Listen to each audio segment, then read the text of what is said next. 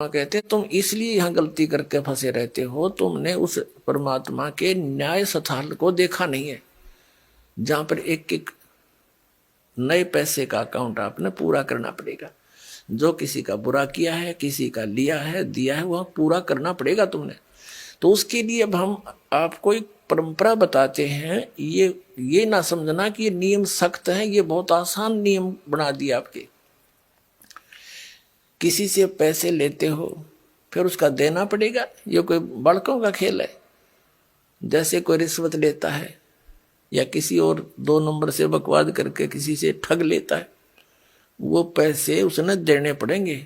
इसमें ना किसी और जन्म में वो दामाद बन के ले जाएगा और खुश होकर देने पड़ेंगे और कई गुना हो जाएंगे तब तक।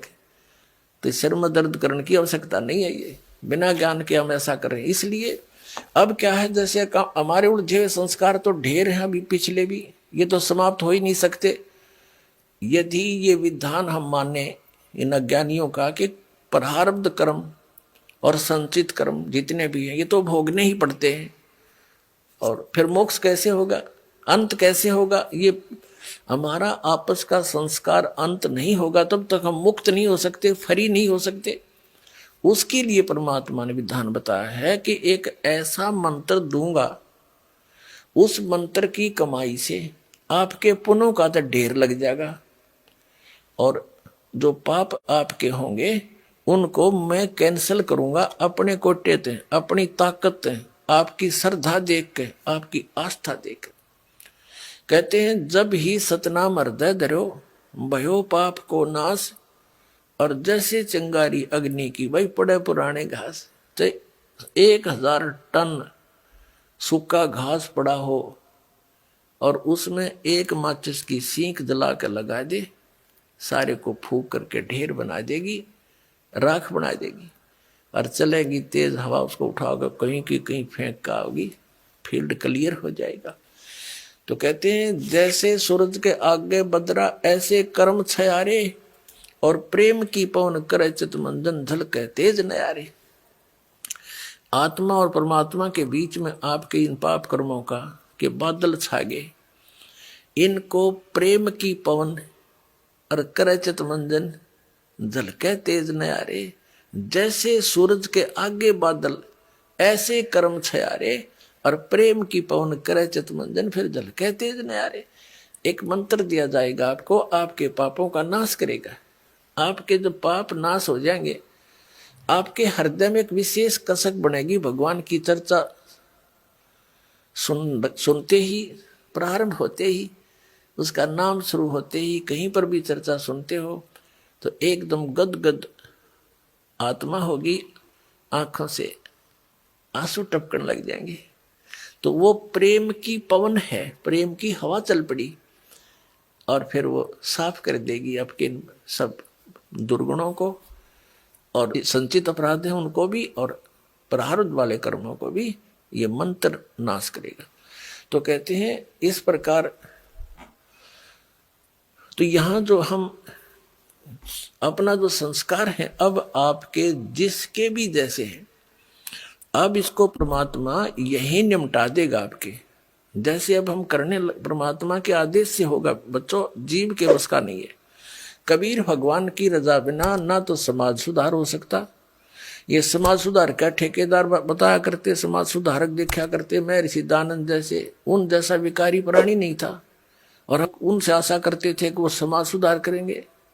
भांग वो पीता था, तमाकू सूंगा तमाकू खावे, और हुक्का पीवे, नंगा रहे, अबरक भस्म खावे, और चाय पीवे 150-125 वर्ष पहले। तो कहने का भाव ये है किसी जीव का दोष नहीं, यू काल किसी के पंजे नहीं टकने देता। ऋषि में ऋषि फेल कर दिए। विश्वामित्र जैसे राजा था, विश्वामित्र राज त्याग कर जंगल में जा बैठा, घोर तपस्या करने, रास्ता था नहीं इनके पास, परमात्मा का साथ नहीं, काल इसके इनके इर्द गिर्द रहता है, इनकी बकवाद को तुरंत खराब करने के लिए साधना कर रहा था। ऊपर तो एक उर्वशी भेज दी औरत खूबसूरत, वह वहां इधर उधर बैठ कर लग गई अदाएं करने। विश्वामित्र छोड़ दिया सारा, भक्ति उसका पीछा हो लिया। एक लड़की को जन्म देकर पटक कर उसके बारने आ गए, 6 महीने की हो रही जब पकड़ रही सी तेरे लड़की को, और अब तेरा और मेरा इतना मतीस से काम आई थी। बता, मन के मारे बन गए बन तज मस्ती, माँ कह कबीर के करूँ यो मन तब माने ना। जंगल में टिंडे लेने गया था घर छोड़ कर, और यो काम करना था। अकल है तो यू काल ना टिकन देता। ये जीव के बस की बात नहीं, ये तो परमात्मा साथ रहेगा, काल को दूर रखेगा, दुर्बुद्धि से बचाएगा।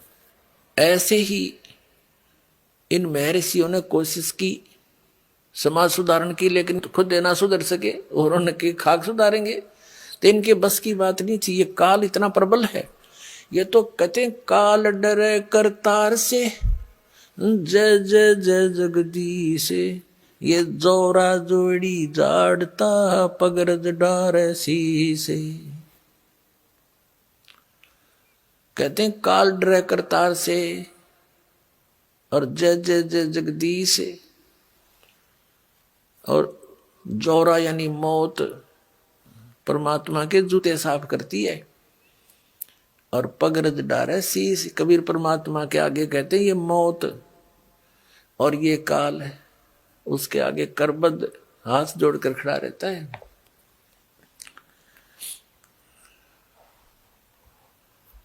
तो क्या बताते हैं, तो ये काल जो है सबको ऐसे तंग करता है। ये देखो महापुरुषों ने कोशिश की, जैसे आदरणीय नानक साहिब जी को परमात्मा मिले थे और उन्होंने प्रतिबंध लगा दिया था कि मांस शराब तमाकू छूना भी नहीं है।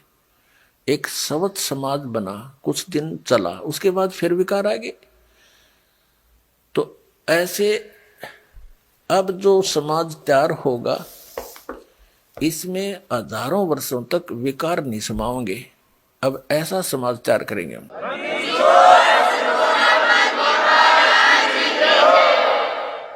बीड़ी, मांस, तम्बाकू, शराब, सुल्फा, बुकी, ये जो बुराइयां हैं ये समाज से ग्रहण की और काल ने लगवाई, क्योंकि इसने करवाना है ये ऐसा कर्म अपना टेस्ट बनाने के लिए। तो अब धीरे धीरे ये समाज हमारा बहुत ज्यादा विकसित होगा, बहुत फैलेगा, और जब अच्छे समाज की अधिकता होगी 90% लोग तो देखम देखा अच्छाई में लग जाते हैं और 90% बुराई भी देखा देखी किया करते हैं। जैसे हमने देखा जो बच्चे हमारे साथ पढ़ा करते थे उस समय वो कोई भी बीड़ी, शराब, मांस, तम्बाकू टच नहीं करते थे। जब उनको नौकरी मिल गई वहां देखा लंबी सिगरेट लाकर और नौकर वो भी देखम देखा लागे करन, तो वो बुराई शराब भी शुरू कर दी और वो सिगरेट बीड़ी भी शुरू कर दी। वो बुराई देखा देखी सीखी, उनकी कोई ट्रेनिंग थोड़ी है।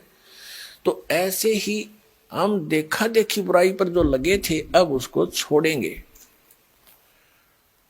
और इस ज्ञान के आधार से इतना दृढ़ हो जाएंगे, हमने विष दिखाई देगा रिश्वत लेना या दहेज लेना और देना। अब ये दहेज क्या है, अपनी बेटी पर भार लादना है, और जो लेने वाला है वो अपने सिर पे वजन रखेगा। तो अब परमात्मा क्या करेगा कि आपके ये संस्कारों को निमटाएगा। जैसे अब प्रारंभ कर दिया है परमात्मा की दया से, बुद्धिमान पुण्यात्माएं हैं, भगत हैं, वो समझने भी लगे दास के इस उद्देश्य को। तो वो क्या करते हैं, सिंपल वे से अपने बेटा और बेटियों को लाते हैं और सिंपल एक रामायणी परमात्मा की महिमा का गुणगान करते हैं, बच्चों को बैठा करके। उस परम पिता के मुख से बोली वाणी है ये, और इससे बच्चों के संस्कार जुड़ते हैं। तो ना कोई लेना है ना देना है। अब लड़के का लड़की से विवाह नाता जोड़ना है वचन से, माया से नहीं। पहले माया कहाँ थी, जब ब्रह्मा विष्णु महेश का ब्याह हुआ, जब कौन से राजा ने सिक्के छाप रखे थे और किसने नोट बना रखे थे, तो हमारी अकल काम ना करती। हम वर्तमान की परंपरा में इतने धस जाते हैं कि हमारी बुद्धि काम ना करती। इस माया से ब्याह होगा, ये तो हम दोषी बना रहे हैं, एक दूसरे को कर्जवान बना रहे हैं बच्चों को। तो फिर ये जो संस्कार आपके आपस के थे परमात्मा खत्म कर देगा, यही फिनिश कर देगा, आपके आगे नहीं बढ़ने देगा। आगे बढ़ाओगे तो फिर सारे नियम तोड़ के बढ़ाओगे, फिर आपकी भक्ति भी जाएगी, संस्कार फिर नए सिरे से शुरू हो जाएंगे, यही धक्के खाओगे, भटकते रहोगे। अब ये समय है यहाँ से निकल